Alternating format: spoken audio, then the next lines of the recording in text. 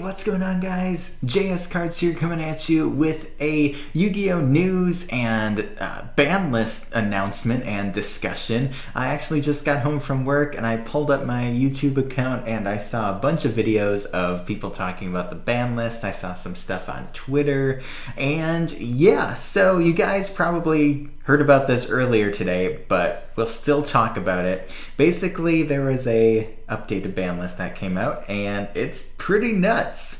So as you can see here, as we are scrolling through, nothing's changed except for when we get to the links. That's right, Firewall Dragon is banned. We all wanted this to happen. I just don't think any of us really expected it to come true. Being the main character's main signature card and everything, I thought it was going to stay out one for a long time, just as a way to promote the show and have younger players try to buy the packs for it or buy it outright, or, you know, just stuff like that. I mean, it would be like if they banned Dark Magician. That would really discourage fans of the show.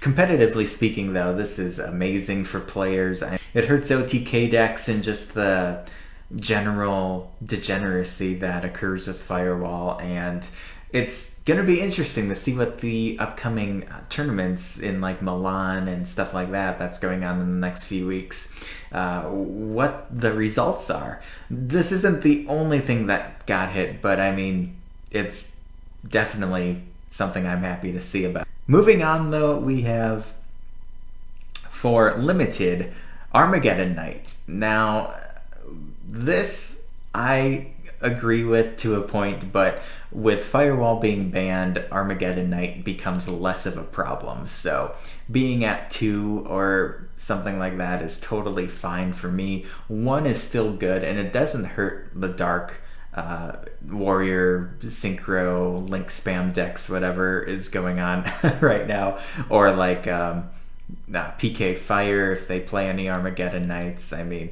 having that 1 copy is still not bad, and you can use Rhoda and everything, but yeah, was this necessary? Maybe not, but it's not the end of the world for decks that we're running 2.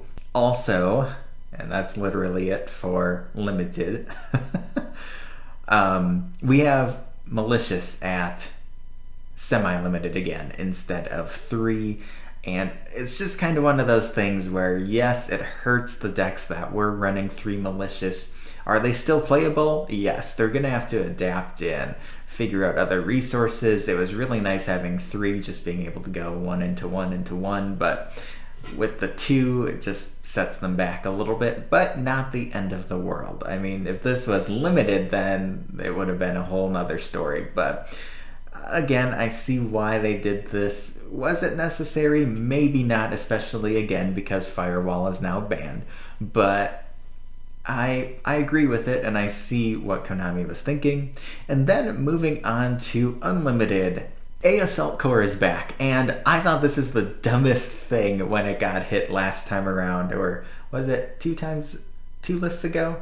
Pretty sure it was the previous list where it went to 2, and the other B and C pieces stayed at 3, which made no sense, and ABC wasn't even like a huge problem. It's not a huge problem now. It's a great budget deck that still does well at regionals, and I'm really happy for you ABC players. I can actually probably rebuild mine because it's at pretty much full power. Moving on, we also have Cosmo Dark Destroyer. Again, Cosmo, kind of a rogue deck. You could probably take it to a regional and surprise people, and you might do well. Having 3 Dark Destroyer is huge. I mean, it's one of the best boss monsters ever, I think, and having it back is really, really good for Cosmo players.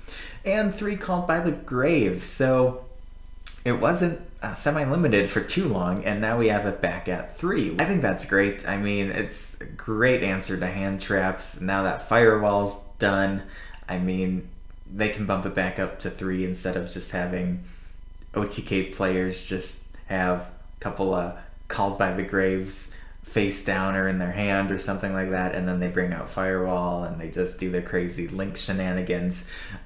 Having it back at 3, I think, is just going to be fine. That's pretty much it for this list. I mean, it's like an emergency ban list almost. Nothing too crazy. A lot of decks didn't get touched. I mean, you still have Trick Stars, Sky Strikers are a thing. Just like, I don't know. I've been playing Trick Stars for a while now, since the last ban list, because they weren't touched at all. And I really enjoyed just pure Trick Stars. It's a fun, dirty deck. Yeah, I think actually people are going to have a lot more fun in this game now that they don't have to worry about a stupid firewall. And granted, there are still extremely powerful link monsters out there. Borreload, Boral Sword, even if you want to say Saryuja. And I mean, right now their prices aren't awful, but with Firewall being out of the picture now, people are going to want some bigger, powerful link monsters, and those might all kind of start moving back up in price, so be on the lookout for that. I mean, Boral Sword at least is it's that one's super expensive anyways, but it'll be interesting to see the market and see a few of these shifts, and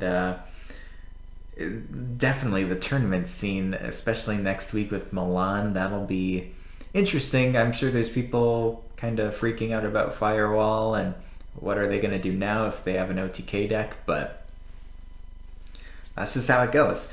Let me know what you guys think of this ban list. I don't think anyone's going to be really upset unless you are one of those OTK players or FTK players, but I mean, it is what it is, and I'm happy with this list. I mean, the 2 decks I played didn't get touched at all, so super happy about that. If you guys enjoyed this video, hit that like button, subscribe for more Yu-Gi-Oh! News, updates, deck profiles, openings. I cover some Pokemon and card fight on here as well, so if you're into those games, definitely give my videos a look. That'd be awesome. I'd really appreciate it. But until next time, guys, peace out and have a good one.